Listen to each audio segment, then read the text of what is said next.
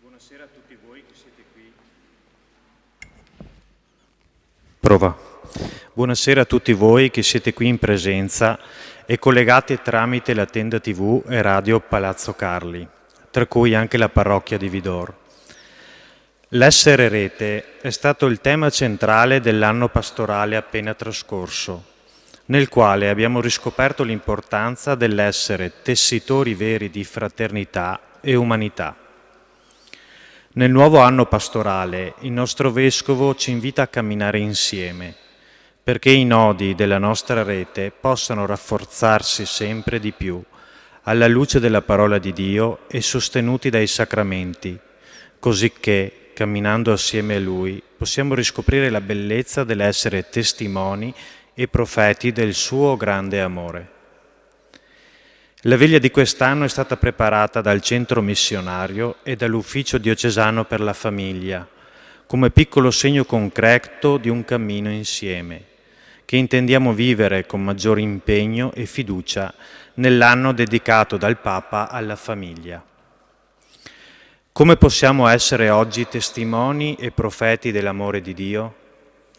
Partendo proprio dal messaggio che siamo portati a raccontare. L'amore di Dio per tutti noi. La famiglia è il primo luogo in cui possiamo imparare l'amore di Dio. Da questo ambiente originario ciascuno di noi è nato, cresciuto e invitato ad annunciare il Vangelo lungo le strade della vita. Oggi, uniti in questo momento di preghiera attraverso la parola di Dio e con l'aiuto di testimonianze concrete, vogliamo riscoprire la bellezza dell'essere amati da Dio, perché con questa consapevolezza possiamo diventare i veri testimoni e profeti del nostro tempo. Iniziamo questa veglia di preghiera con il canto «Quale gioia è star con te».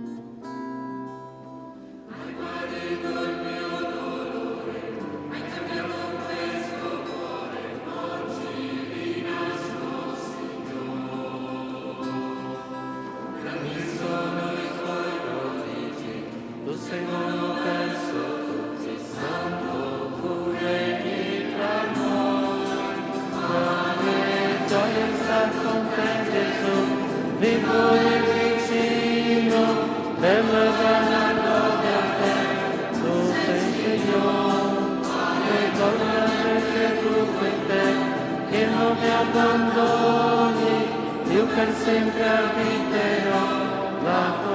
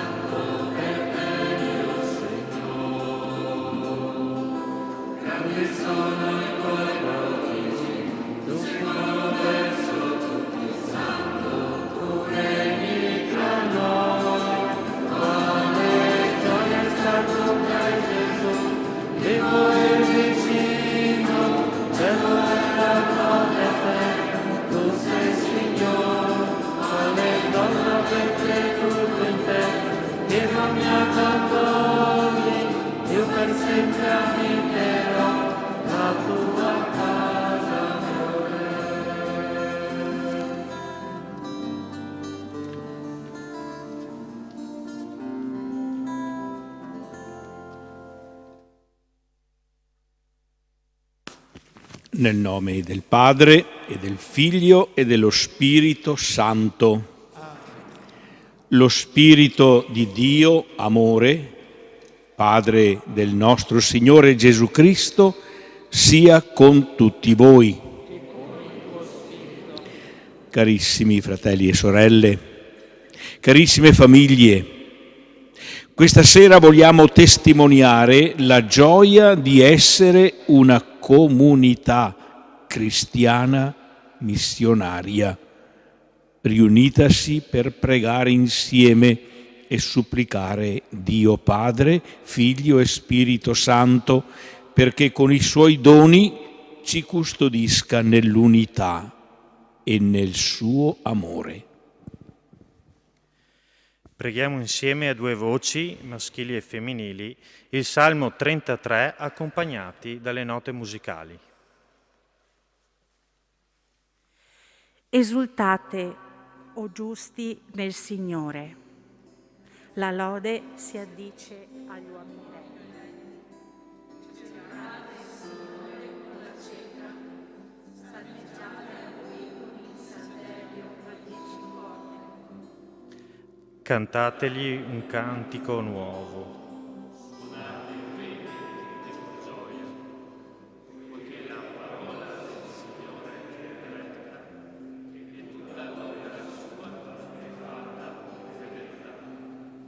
Egli ama la giustizia e l'equità.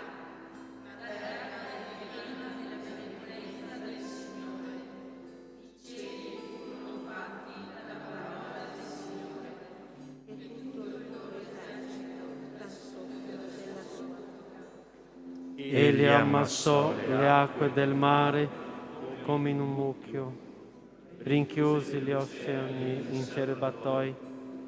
Tutta la terra tema il Signore, davanti a Lui abbiano timore tutti gli abitanti del mondo. Poiché Egli parlò e la cosa Egli comandò e la cosa appare. Il Signore rende a mano il volere delle nazioni e Egli annulla i disegni dei popoli. La volontà del Signore sussiste per sempre. I disegni del suo cuore durano d'età in età. Beata la nazione in cui Dio è il Signore. Beato il popolo che Egli ha scelto per sua eredità.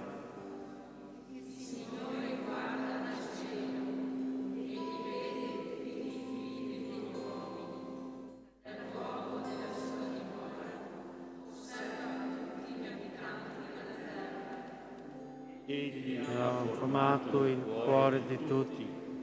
Egli osserva tutte le loro opere. Il re non è salvato da un grande esercito. Il prode non scampa per la sua gran forza.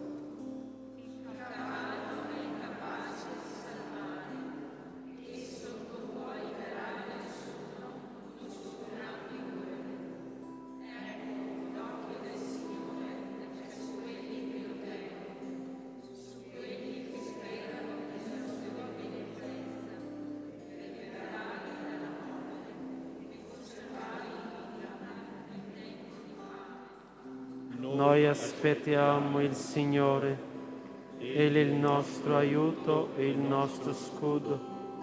In Lui certo si reglerà il nostro cuore, perché abbiamo confidato nel suo santo nome. Figlio e allo Spirito Santo. Come era nel principio, ora e sempre, nei secoli dei secoli. Amen. Possiamo sederci.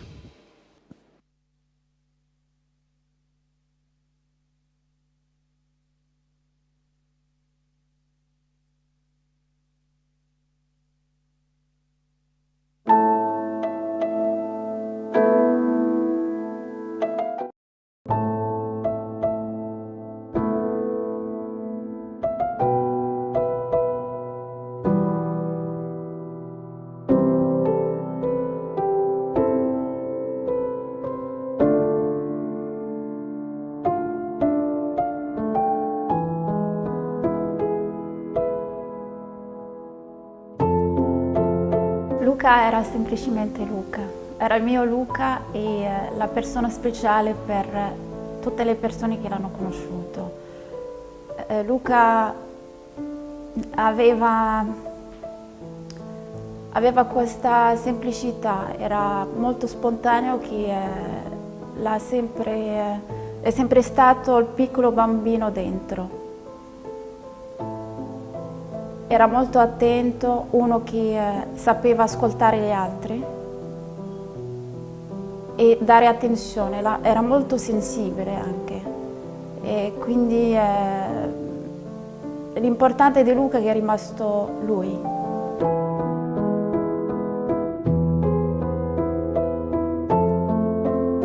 La nostra storia d'amore ha iniziato un 11 febbraio del 2011 in Marocco. All'epoca lui era appena arrivato 3 mesi per fare il console generale in Marocco e ci siamo conosciuti tramite un amico in comune. E da lì è iniziata la nostra storia.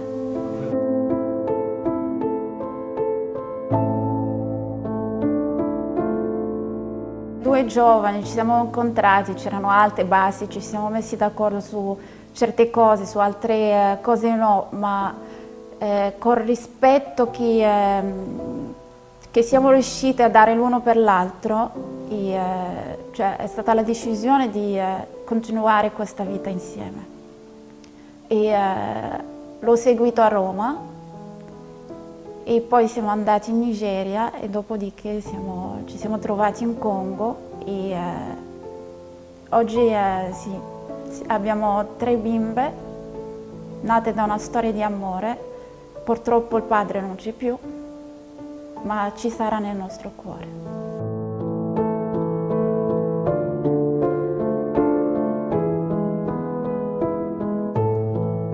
Quando mi ha detto che dovevamo andare in Congo, all'inizio è stato un colpo per me, ho detto no all'inizio. E poi abbiamo dovuto discutere e certamente sì, ho dovuto riflettere, ho detto che non posso essere egoista a dire di no, perché sì, all'epoca avevamo già Sofia, la grande. Il mio no è stato perché sì, in Nigeria prima abbiamo avuto certe difficoltà per sì, la parte sanitaria, tutto quanto, ho avuto certi problemi che sì, uno ha questa paura dentro. E poi abbiamo parlato e è stato un sì e abbiamo deciso di andare insieme perché per noi la famiglia è una cosa importante e di fare questa avventura insieme, l'importante è di stare insieme e fare le cose insieme e ci siamo trovati in Congo.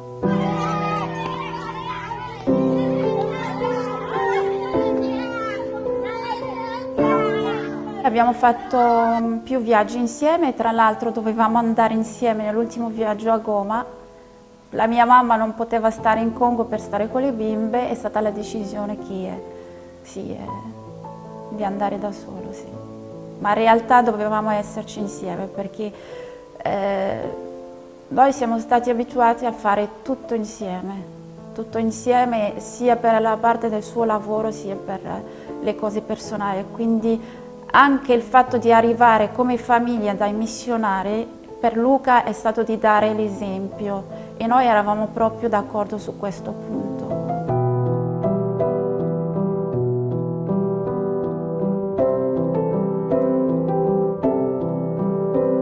Luca come padre era debole davanti alle nostre bimbe, era un padre che non riusciva a dire di no alle bimbe. E, il fatto di essere uno che è pieno di vita, non so come dire, era più fratello che il padre, perché li faceva giocare, li ascoltava e condivideva con loro le sue passioni e era presente.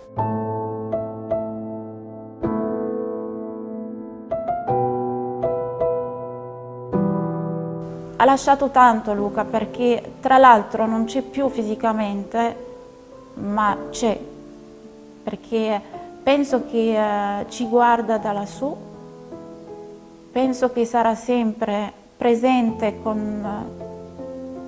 cioè nei nostri cuori, e ha lasciato tanto, perché penso che ha lasciato un esempio di un ambasciatore diverso. Ha lasciato che siamo tutti di passaggio, ha lasciato l'amore che si può dare.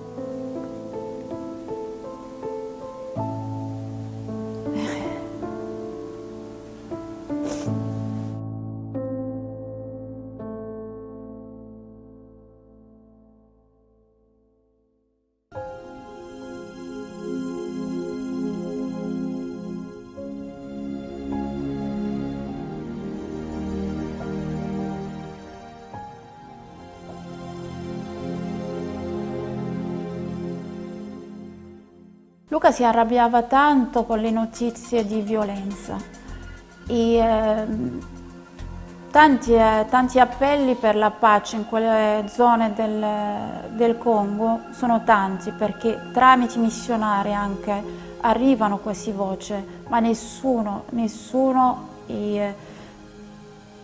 faceva niente. È una voce che doveva arrivare, e penso che ci voleva Luca. Ci voleva il sangue di Luca, perché oggi, come sappiamo, chi non conosceva questa realtà, adesso il mondo la conosce, e speriamo che, lo dico con tutto il cuore, che ci saranno soluzioni per la pace in queste parti del mondo, perché siamo nel 2021 e perché la violenza? Perché non possiamo vivere tutti con amore e vivere in pace.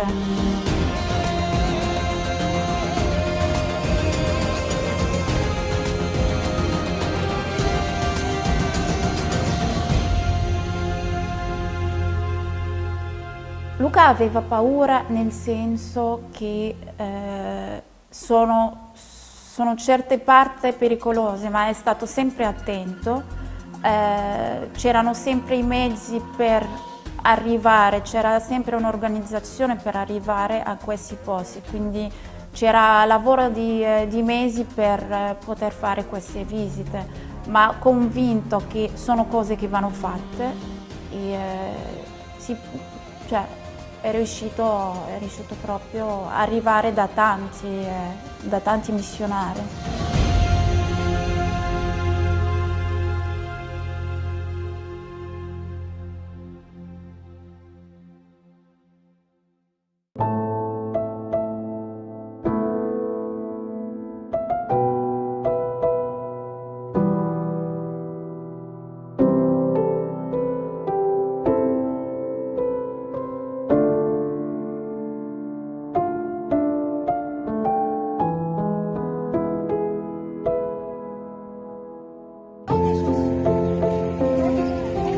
Testimone di pace, testimone della diplomazia che non finisce dietro la scrivania, testimone di possiamo fare le cose, sì, vogliamo farle, testimone di amare il suo lavoro, e come diceva lui, rappresentare istituzioni un po' come una missione. Il 22 febbraio è stato... Non ce la faccio. Non ce la faccio.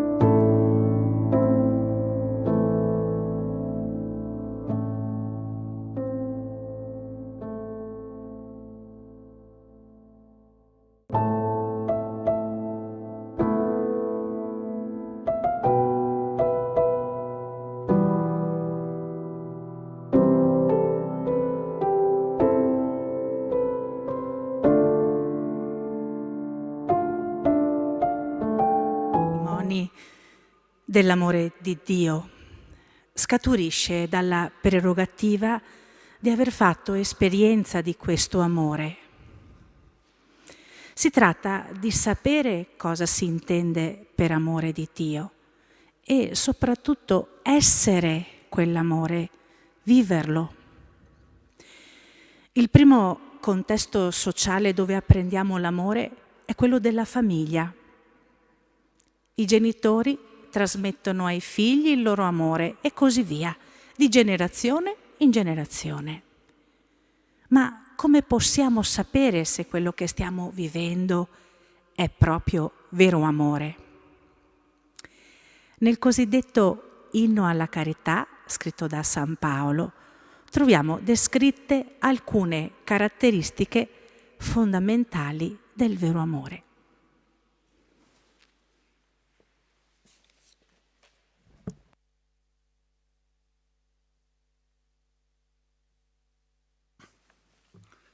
La carità è paziente, benevola è la carità, non è invidiosa, non si vanta, non si gonfia d'orgoglio, non manca di rispetto, non cerca il proprio interesse, non si adira, non tiene conto del male ricevuto, non gode dell'ingiustizia, ma si rallegra della verità.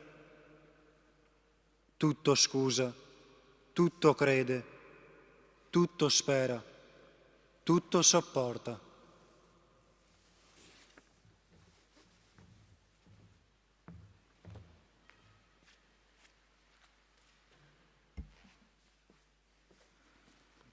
Abbiamo scelto 2 brani dell'esortazione Amoris Laetitia. Li ascoltiamo insieme.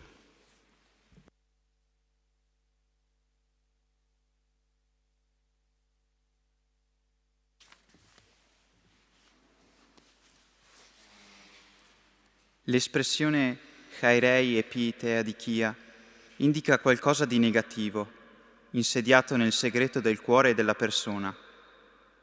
È l'atteggiamento velenoso di chi si rallegra quando vede che si commette ingiustizia verso qualcuno. La frase si completa con quella che segue, che si esprime in modo positivo. Synchairei te aletheia. Si compiace della verità. Vale a dire, si rallegra per il bene dell'altro, quando viene riconosciuta la sua dignità, quando si apprezzano le sue capacità e le sue buone opere. Questo è impossibile per chi deve sempre paragonarsi e competere, anche con il proprio coniuge, fino al punto di rallegrarsi segretamente per i suoi fallimenti.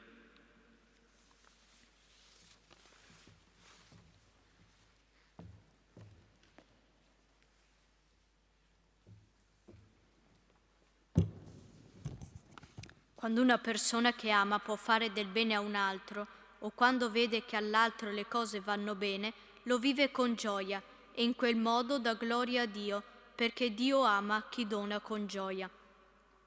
Nostro Signore apprezza in modo speciale chi si rallegra della felicità dell'altro. Se non alimentiamo la nostra capacità di godere del bene dell'altro e ci concentriamo soprattutto sulle nostre necessità, ci condanniamo a vivere con poca gioia, dal momento che, come ha detto Gesù, si è più beati nel dare che nel ricevere. La famiglia deve essere sempre il luogo in cui chiunque faccia qualcosa di buono nella vita sa che lì lo festeggeranno insieme a lui.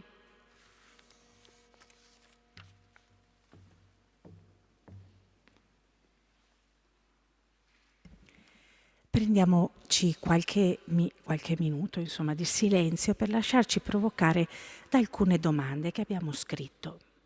Come mi sento amato da Dio? Come anche cerco di rallegrarmi per il bene di chi incontro?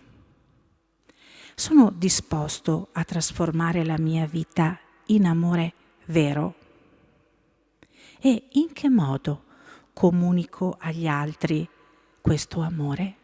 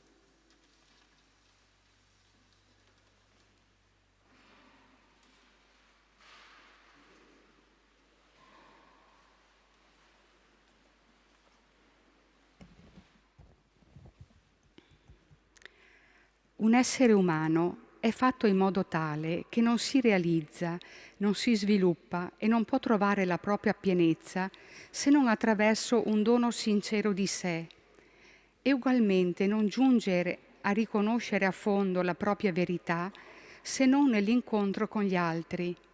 Non comunico effettivamente con me stesso se non nella misura in cui comunico con l'altro. Questo spiega perché nessuno può sperimentare il valore della vita senza volti concreti da amare.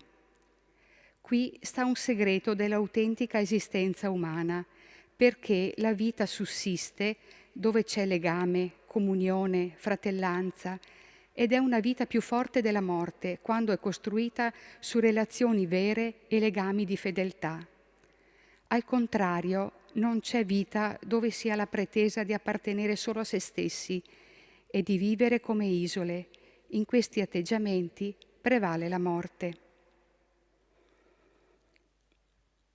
Oggi l'invito ad annunciare il Vangelo passa in primo luogo nella nostra quotidianità.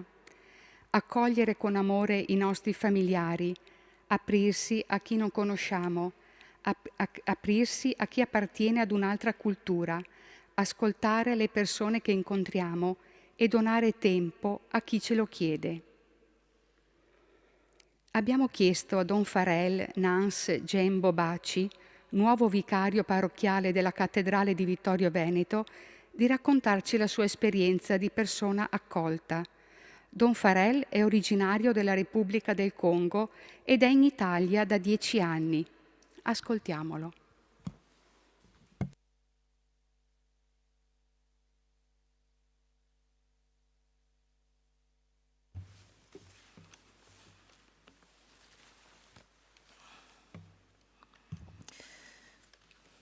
Eccellenza, carissimi fratelli e sorelle, popolo di Dio, oggi è un giorno particolare per tutti noi.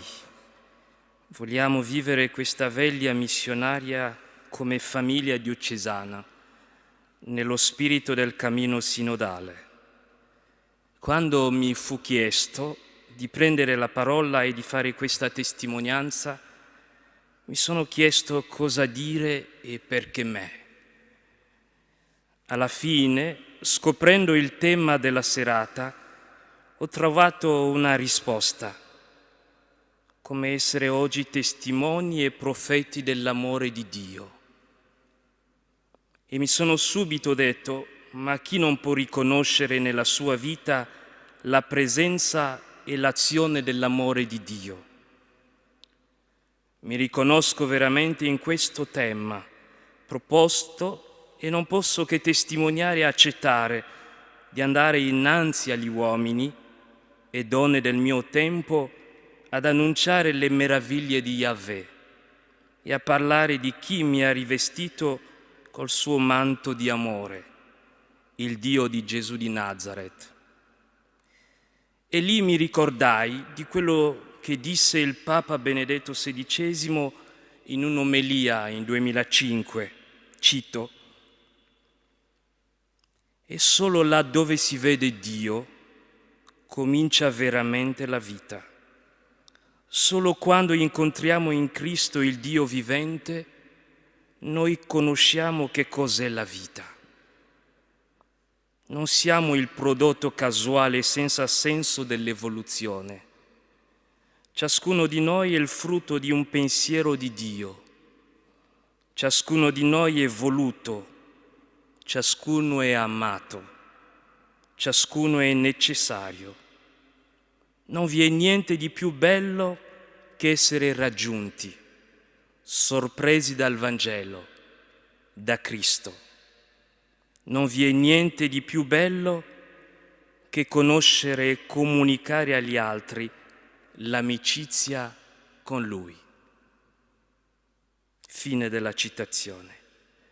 Questo pensiero riassume la mia presenza qui in mezzo a voi e anche la mia testimonianza in questa veglia. Sono Don Farel Nance Gembo, sacerdote della diocesi di Pointe-Noire in Congo Brazzaville. Sono sacerdote da 15 anni. In 2011, quando lasciai la mia diocesi per la missione di studio in Italia, dopo il servizio alla radio diocesana, la mia diocesi stava attraversando un periodo particolare della sua storia, un tempo di cambiamenti. Arrivai in Italia con molti interrogativi, soprattutto quello di sapere se sarei riuscito a portare a termine questa missione e come. Ero distrutto di 5 anni di servizio alla mia Chiesa, 5 anni in cui ho imparato tanto, 5 anni in cui ho pianto anche e dove ho potuto sperimentare l'azione di Dio nella mia vita. In Italia ho studiato prima a Venezia e dopo a Roma e ho scoperto davvero che ero il frutto di un pensiero di Dio. Ero amato da Lui. In mezzo a tante incertezze e prove che hanno caratterizzato il mio cammino di studi, ho potuto incontrare fratelli e sorelle, fedeli di Dio, amici di Cristo, che mi hanno aiutato ad entrare nel grande mistero dell'incontro. Con l'incontro vorrei soffermarmi soltanto su questa parola incontro. Con l'incontro viviamo la testimonianza per fare di questo momento di incontro una grande profezia per il tempo degli uomini, ma solo se è vissuto secondo lo spirito evangelico. L'incontro con l'altro, cioè il diverso, il nuovo, il lontano, l'imprevisto e l'ignoto, mi ha sempre spaventato, pur essendo cristiano e sacerdote. Quello che mi faceva paura quando sono arrivato qui non era tanto l'altro, ma come avrei reagito nel suo modo di porsi davanti a me, col suo sguardo, con i suoi giudizi, oppure anche pregiudizi, con la sua accoglienza, con la sua bontà, con la sua umanità. Avendo partecipato agli organismi di partecipazione della mia diocesi di origine, ero al corrente del bene e del male di questo incontro, frutto dell'esperienza all'estero di sacerdoti della mia diocesi. Così chiesi esplicitamente al mio vescovo di poter studiare vivendo in un collegio, oppure convito di preti studenti, e non essere in una parrocchia e allo stesso momento studiare. Apprezzo e lodo coloro che lo fanno. Il piano del Signore però per me era altro. Mi ha sorpreso come fa con tanti noi. Un giorno il rettore del collegio di Venezia, dove abitavo, mi disse che c'era bisogno di un sacerdote in un villaggio turistico per accompagnare i turisti durante il periodo estivo, da maggio a settembre. E li aveva scelto proprio me, uno che aveva paura di incontrare le persone. Così durante 8 anni, collaborando con l'agenzia Lampo in Altanea di Caorle, nella diocesi di Venezia, ho avuto modo di essere a contatto con le persone che venivano da orizzonti diversi. Ho potuto essere sorpreso innanzitutto dal Vangelo, che diventa un ponte che avvicina le persone, allontana le nostre paure. Sono stato sorpreso da me stesso, da come riuscivo talvolta a trasmettere la domenica il messaggio di Dio in 3 lingue diverse, a passare ore ad accogliere le persone anche non cattolici e non cristiani, persone che non avevo scelto io, che non avevo previsto di incontrare. Lì ad Atlonea ho trovato una famiglia, anzi delle famiglie, che mi accompagnano nella mia missione. Lì ho conosciuto l'Italia nelle sue diverse sfumature tramite le famiglie. Lì ho incontrato delle comunità riempite di zelo per l'annuncio del Vangelo.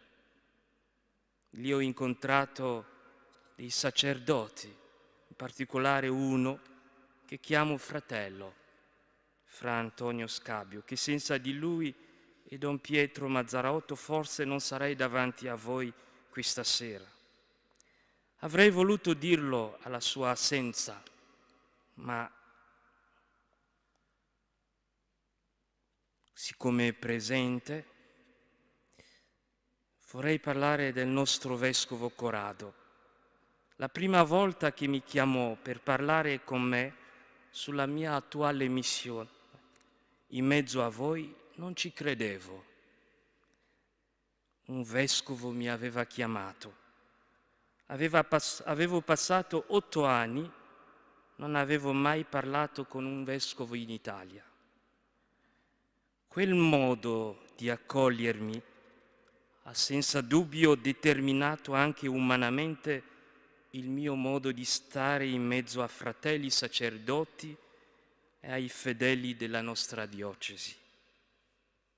Quella paura iniziale era ormai svanita. Mia nonna, che è venuta a mancare in 2016, quando la chiamavo mi chiedeva sempre alla fine della telefonata: Farel, stai bene con le persone che incontri e con cui vivi? Lo ripeteva sempre, prima di concludere.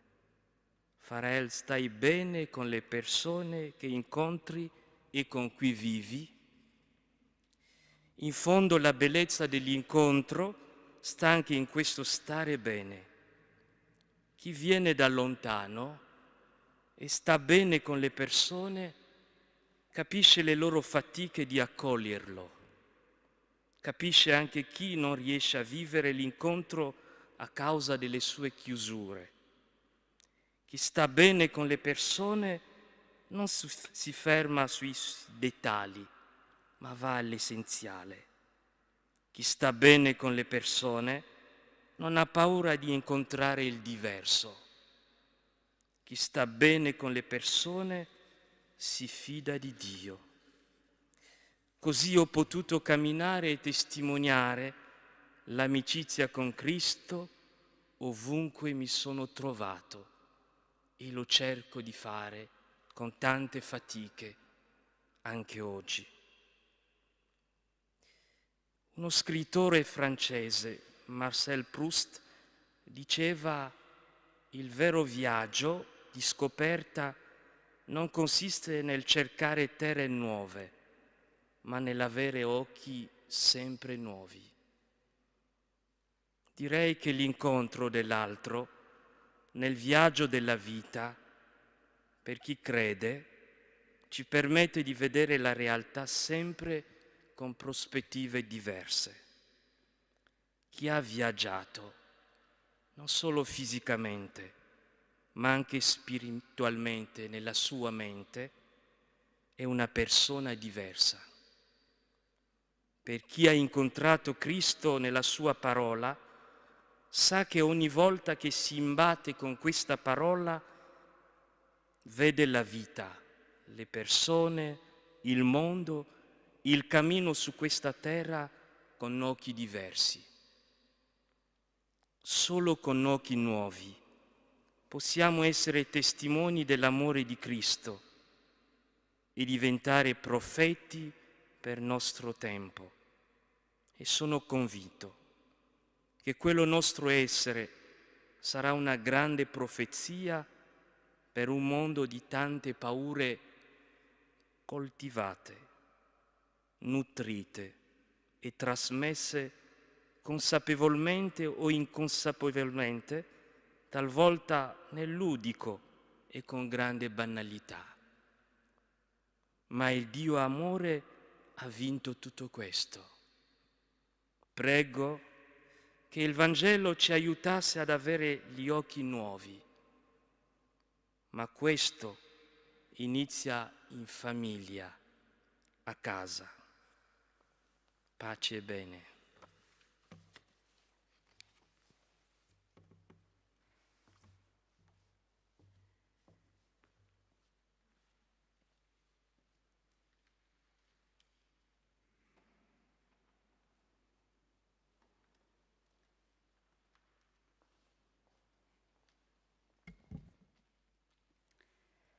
Come vedete, l'altare è stato preparato come un tavolo di casa per ricordarci che anche la Chiesa, luogo d'incontro di noi cristiani, è casa.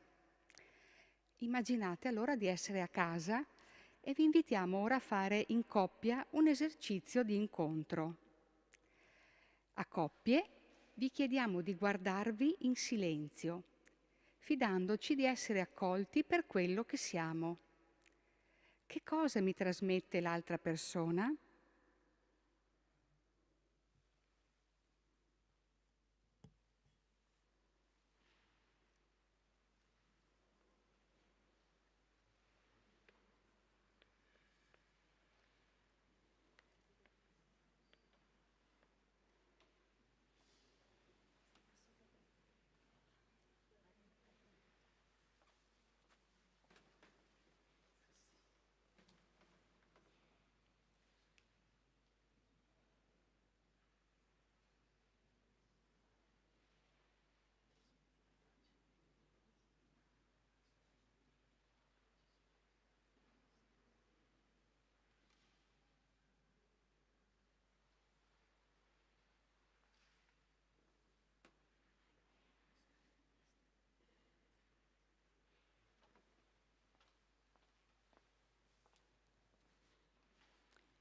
Rileggiamo ora personalmente l'inno alla carità e lasciamo qualche spazio di silenzio.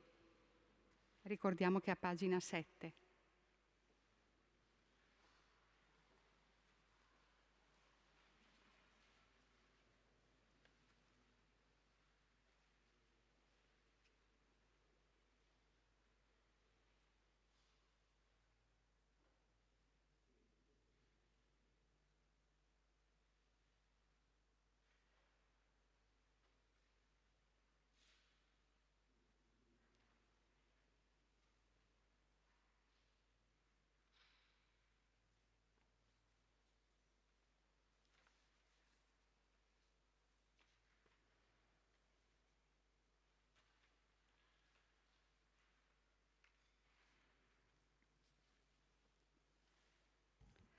Condividiamo con il vicino le parole dell'inno alla carità che ci hanno particolarmente colpito, indicando un gesto che possa esprimerle nella vita di ogni giorno, in famiglia, con il prossimo.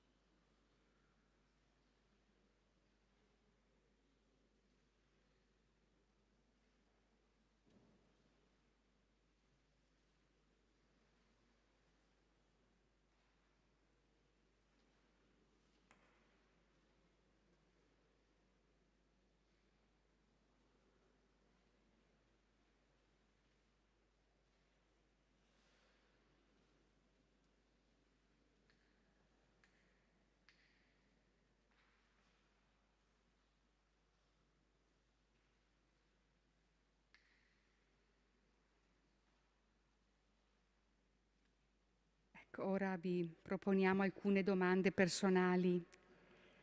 Come ti sei sentito? Cosa significa camminare insieme con le persone che abbiamo accanto? Qual è il messaggio di Cristo che mi sento chiamato a trasmettere?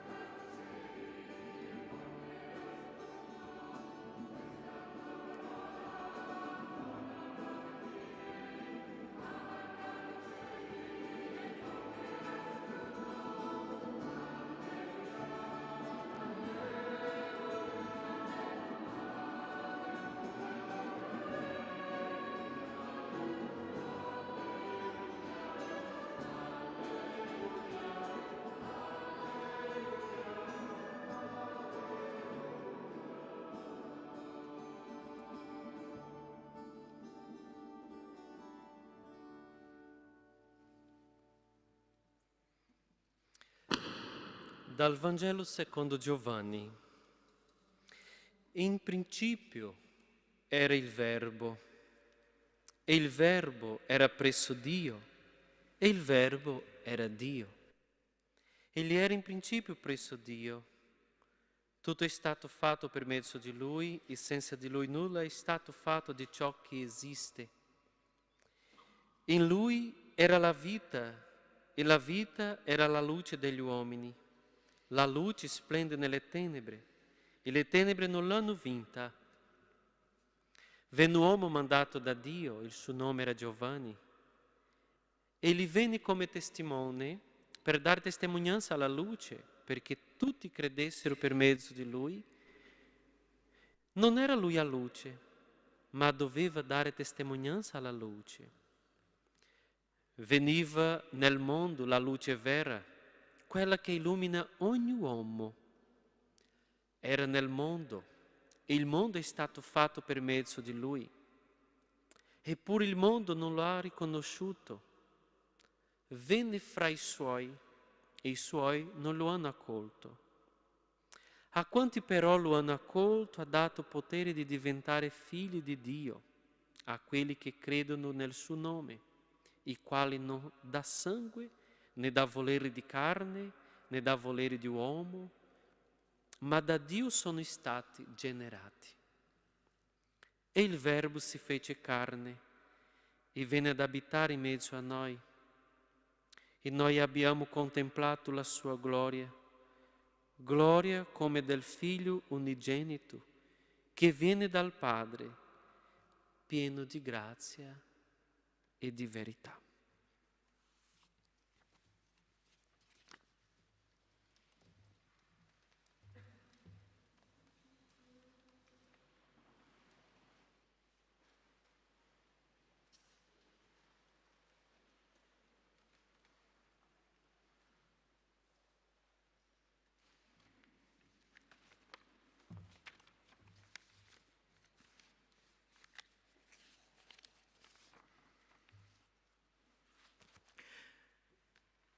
Come essere oggi testimoni e profeti dell'amore di Dio. Questo è il titolo della veglia, ma è una domanda. E l'aver scelto questo brano evangelico che abbiamo ascoltato, non certo il più facile che ci sia, indica che per cercare risposta a questa domanda occorre fissare lo sguardo su Gesù.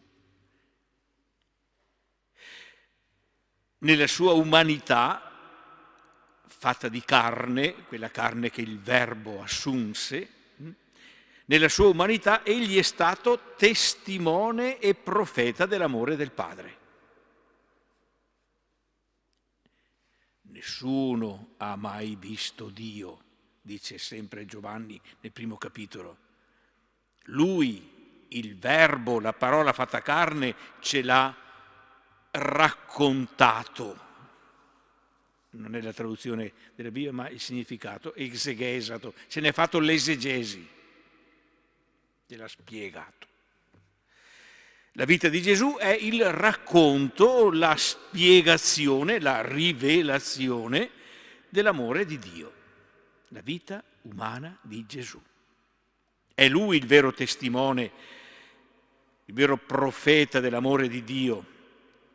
E quindi non dobbiamo stancarci di fissare il nostro sguardo su di Lui, sul modo con cui Egli ha vissuto questa testimonianza e questa profezia.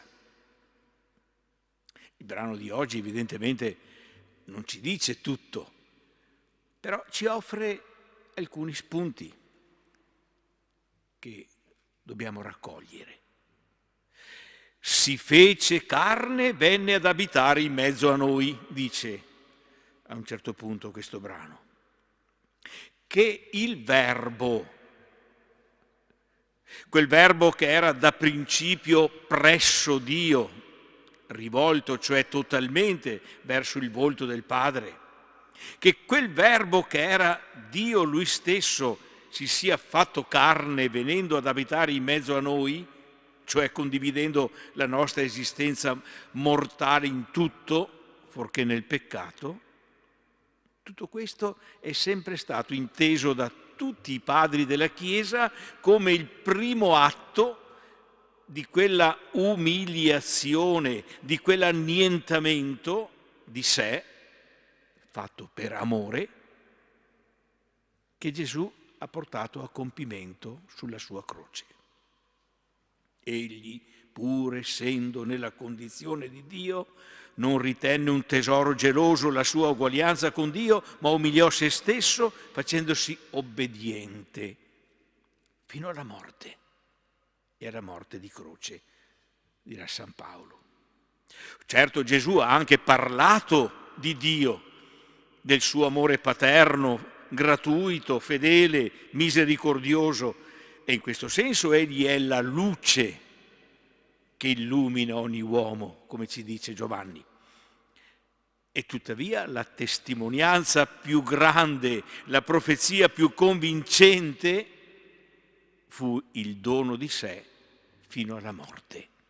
Non c'è amore più grande di questo, dare la vita per le persone a cui si vuol bene. Anche per noi credo che siano ancora oggi queste le strade per essere testimoni e profeti dell'amore di Dio. Come possiamo essere oggi testimoni e profeti? In questo modo. Certamente parlando di Lui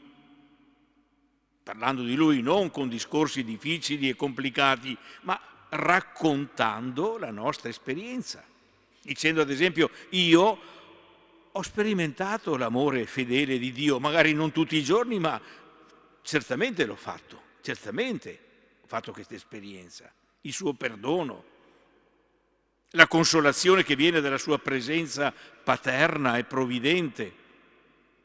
E questo parlare di Dio raccontando la nostra esperienza è tanto più convincente quando a farlo sono in due, com'è la coppia di sposi, come abbiamo sentito in quel video, pur parlando solo la donna, erano in due che parlavano, si percepiva questa comunione profonda, o quando sono in più ancora di due, c'è una famiglia. E la testimonianza è molto più convincente, è molto più convincente. Parlando quindi di Lui, ne rendiamo testimonianza e ne siamo profeti, ma contemporaneamente facendo quanto ha fatto Gesù, e cioè abitando in mezzo agli uomini e alle donne nostri fratelli, credenti e non credenti, condividendone le gioie e le prove, i momenti di letizia e quelli di sofferenza, sapendo in tutto questo riferire all'amore fedele di Dio sia le gioie che le sofferenze. E anche qui sia singolarmente, sia come famiglia. Una famiglia missionaria, una famiglia testimone, una famiglia che profetizza. E se vogliamo essere ancora più precisi o un pochettino più precisi, io credo che questa testimonianza e questa profezia dell'amore di Dio sono chiamate ad esprimersi oggi, in modo tutto particolare oggi, in un atteggiamento e con gesti concreti di speranza. Non una speranza superficiale e senza fondamento, ma una speranza radicata nell'amore fedele di Dio, manifestato e offertoci in Gesù, parola fatta carne, un amore, quello di Gesù, che rivela l'amore di Dio e ce lo dona, che è più forte di ogni male e di ogni morte e che apre a una prospettiva di eternità. Come appare evidente, credo, in maniera clamorosa, nel nostro mondo occidentale ciò che fa difetto è proprio la speranza. È proprio la speranza. E da ciò proviene anche il deficit di gioia autentica che facilmente avvertiamo nella nostra cultura. Ecco allora ciò a cui oggi siamo chiamati, essere testimoni e profeti di speranza e di gioia, quella speranza e quella gioia che vengono dall'aver incontrato l'amore di Dio, ed esserlo con la vita, ma anche con la nostra parola. Con la vita e anche con la nostra parola. Sempre pronti, dice San Pietro, a rendere ragione di questa speranza che è in noi, con umiltà e dolcezza, senza presunzione, perché non si tratta di una nostra bravura, ma di un dono che ci è stato fatto e che noi siamo chiamati a condividere con Lui, con gli uomini, con tutti, personalmente e come piccola comunità, chiesa domestica, che è la famiglia.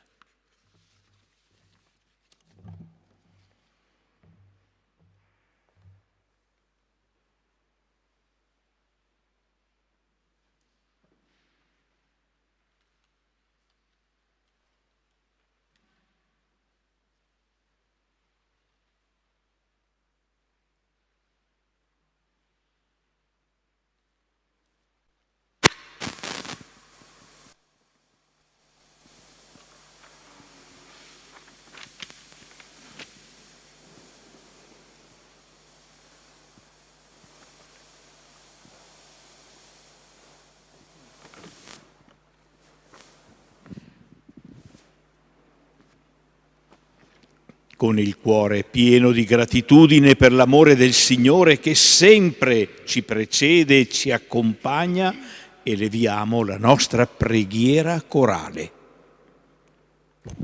Rendici testimoni e profeti del tuo amore. Rendici testimoni e profeti del tuo amore. Per la Chiesa che domenica 17 ottobre ha celebrato l'inizio del Sinodo dei Vescovi, perché mai si rinchiuda in se stessa, perseveri nell'annuncio del Regno e si spenda per essere segno e strumento del tuo amore, curvandosi sulle ferite dell'umanità. Preghiamo. Rendici testimoni e profeti del tuo amore. Per tutti i missionari, perché siano capaci di incarnarsi in ogni situazione e in ogni luogo della terra, pronti a condividere, a partire dalla propria esperienza della grazia, la bellezza dell'invito all'amore di Dio. Preghiamo. Rendici testimoni e profeti del tuo amore. Per i capi delle nazioni e coloro che hanno responsabilità nei vari ambiti della vita sociale, perché abbiano la consapevolezza che il loro compito è un servizio e nell'attuarlo cerchino con onestà il bene, la pace, la solidarietà, la giustizia. Preghiamo. Rendici testimoni e profeti del tuo amore. Per i giovani, perché nella loro ricerca della verità e della pienezza di vita si lasciano attrarre dalla proposta alta del Vangelo e trovino, in una vita donata nel servizio dei fratelli, il motivo profondo della loro vera gioia. Preghiamo. Testimoni e profeti del tuo amore. Per tutte le famiglie, perché, a partire dal focolaio domestico, riconoscano e vivano il vero amore secondo il Vangelo e si rallegrino nel trasmettere ai figli, amici e quanti incontrano nel loro cammino la gioia del Vangelo. Preghiamo. Rendici testimoni e profeti del tuo amore.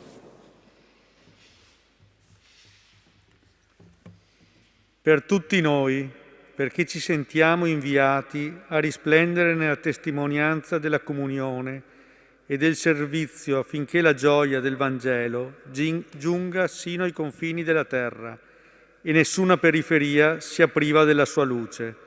Preghiamo. rendici testimoni e profeti del tuo amore. Tutto questo ti chiediamo, o Padre, confidando nella tua grande misericordia, esaudiscici secondo la tua santa volontà, per Cristo nostro Signore. Amen.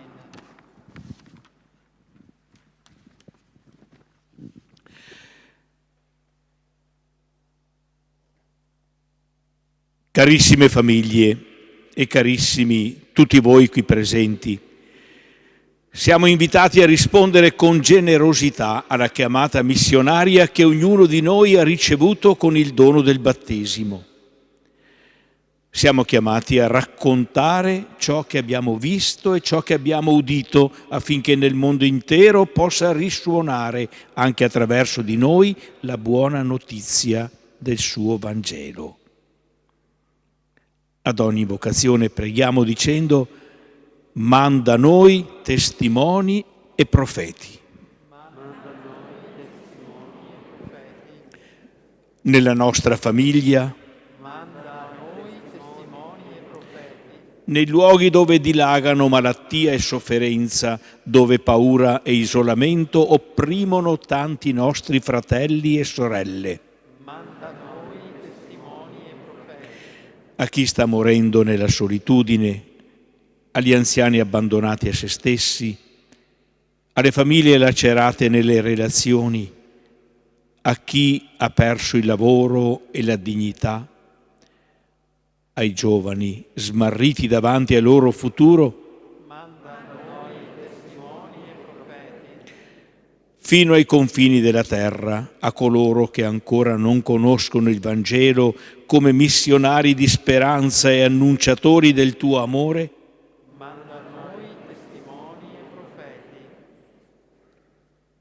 Dio Padre, che vi chiama ad essere luce del mondo e sale della terra, vi sostenga con la forza del suo Spirito, perché questa vostra risposta pronta e generosa sia confermata ogni giorno da una fede altrettanto forte e operosa, e il mondo creda nel Figlio suo Gesù Cristo, nostro Signore e nostro Dio, che vive e regna nei secoli dei secoli.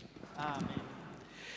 Ed ora, in comunione con tutte le sorelle e i fratelli cristiani nel mondo, preghiamo insieme con le parole che Gesù stesso ci ha insegnato. Padre nostro, che sei nei cieli,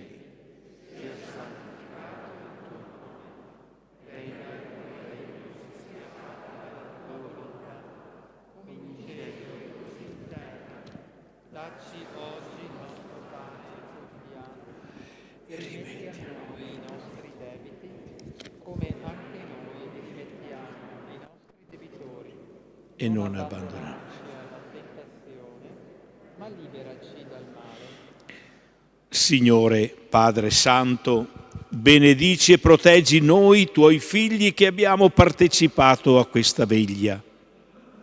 Il tuo volto brilli sempre più sul nostro volto e ci doni la tua pace, perché come discepoli missionari del tuo Figlio sappiamo amarci, accoglierci e camminare insieme per essere sempre e ovunque fratelli nel Vangelo, per Cristo nostro Signore. Il Signore sia con voi. Vi benedica Dio Onnipotente, che è Padre e Figlio e Spirito Santo. Annunciate a tutti le meraviglie del Signore e andate in pace. Rendiamo grazie a Dio. Mentre il coro Tatanzambe ci accompagna, il Vescovo ci consegnerà un piccolo segno. Si tratta di un sacchettino con alcuni grani di incenso al profumo di rosa. Vi invitiamo a scegliere un momento della vostra vita familiare, quando tornate a casa, ed accenderlo insieme per pregare e condividere cosa significa per voi stare insieme e volervi bene. Dentro il sacchettino troverete anche un bigliettino con un nome di un missionario che è originario della nostra diocesi. Ce ne sono quasi 300, stiamo sistemando l'archivio. Sono persone già salite al cielo e altre che sono ancora in servizio. Vi suggeriamo di farvi cercatori di stelle e recuperare la storia e il messaggio che quel missionario ha da raccontarvi. Magari deve dirvi qualcosa proprio lui a voi. Vi invitiamo anche a pregare per quel missionario, per quella persona e a condividere ciò che avete scoperto in famiglia, in gruppo o anche in comunità. Nel sito della diocesi potete trovare delle informazioni su ognuno di loro da cui partire. E in conclusione, prima che il Vescovo consegni il segno, vogliamo ringraziarlo per la presenza, grazie Sua Eccellenza. E ringraziamo anche Don Graziano che ci ha accolto nella parrocchia qui della cattedrale di Vittorio Veneto e la disponibilità che ha dato assieme al gruppo missionario, Marina e Francesca e altri che ci hanno aiutato a rendere casa questo ambiente. Grazie a Don Farel che si è reso disponibile per quanto riguarda la testimonianza, davvero grazie di cuore e siamo stati contenti anche di costruire insieme questo momento con la pastorale per la famiglia. È un'esperienza di sinodalità anche questa che ci ha permesso di arricchirci. Ecco, e grazie anche ai ragazzi del seminario che all'ultimo momento si rendono sempre disponibili per un servizio, non è la prima volta, quindi mi sento proprio di ringraziarvi davvero di cuore. Ovvio che ringraziamo anche il coro Tatanzambe che ci ha animati, sapete che è un coro missionario, quindi sono persone e famiglie che hanno fatto esperienza missionaria e hanno deciso di scegliere questo modo per testimoniare e annunciare il Vangelo. Buona serata a tutti e in ordine veniamo a prendere il segno. Buonanotte.